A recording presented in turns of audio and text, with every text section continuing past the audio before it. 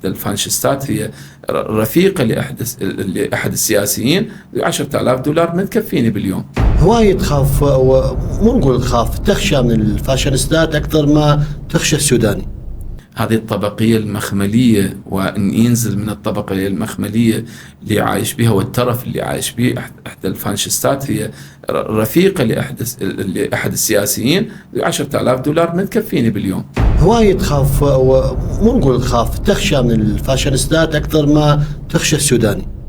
لا بالعكس، أنا ما عندي لا من هاي ولا من هذا. أنا الحمد لله بالشكر حاير بدردي على قولتها.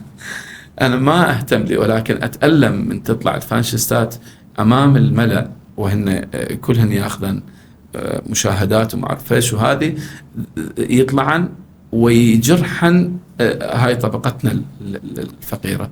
أنا أعتاش مع الفقراء أكثر ما أعتاش مع المخمليين.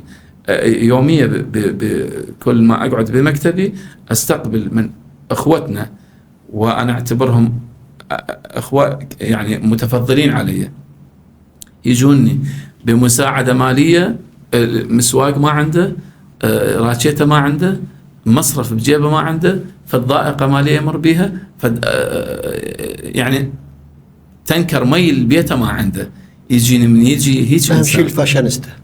فالفاشن هذا اللي يطلع عن اللي هن الحقيقة المبتذلات، من تطلع وتقول هيك كلام ايش راح يسوي بهذا الفقير؟